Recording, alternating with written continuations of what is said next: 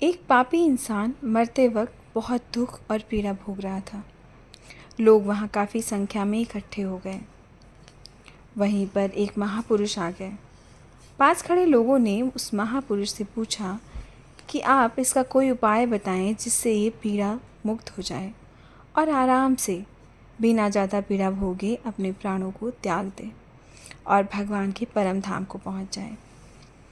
महापुरुष ने बताया कि अगर स्वर्ग की मिट्टी लाकर उससे इसका तिलक किया जाए तो ये पीड़ा से मुक्त हो जाएगा और सारे भव बंधनों से मुक्त होकर प्रभु के धाम पहुंच जाएगा। ये सुनकर सभी लोग चुप हो गए। अब स्वर्ग की मिट्टी आए कहाँ से, लाए कोई कैसे और आएगी कैसे? ये सब बात सुनकर सब आश्चर्यचकित थे।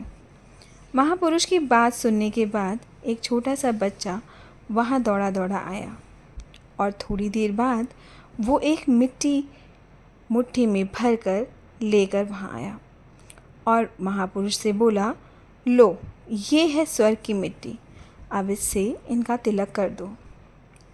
बच्चे की बात सुनकर एक आदमी ने मिट्टी लेकर उस आदमी को जैसे ही तिलक किया, कुछ समय बाद वो आदमी पीड़ा से एकदम मुक्त हो गया और उसे भवबंधनों से आज़ादी मिल गई। अब ये चमत्कार था कि क्या किसी को समझ नहीं आ रहा था। सभी देख के हैरान थे, क्योंकि स्वर्ग की मिट्टी भला कोई ला कैसे सकता है, और वो भी एक छोटा सा बच्चा। ये तो हो ही नहीं सकता, ये असंभव है। ये चर्चा वहाँ आसपास चलने लगी। अब भीड़ों के बीच महापुरुष ने उस बच्चे से पूछा कि बेटा, ये मिट्टी तुम कहाँ से लेके आए और कैसे लेके आए, और पृथ्वी लोक पे कौन सा स्वर्ग है जहाँ से तुम कुछ ही पल में मिट्टी ले आए हो?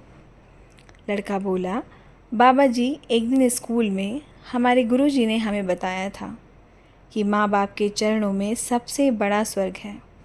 उनके चरणों की धूल से बढ़कर दूसरा कोई स्वर्ग नहीं है। इसीलिए मैं ये मिट्टी अपने बाप के चरणों के नीचे से लेकर आया हूँ। अब बच्चे की ये बात सुनकर महापुरुष बोले, बिल्कुल बेटा, माँ बाप के चरणों से बढ़कर इस पूरे संसार में कोई दूसरा स्वर्ग नहीं है। और जिस औलाद की वजह से माँ बाप की आंखों में आंसू आए, तो ऐसी औलाद को नर्क का भोग यहीं भोगना पड़ता है। इसलिए याद रखें कि धरती पर अगर कहीं सच में कोई स्वर्ग है तो वो आपके माता पिता के चरणों में ही है। हमेशा अपने माता पिता, गुरुजनों और अपने बड़ों का सम्मान करें, आदर करें। आज के लिए बस इतना ही।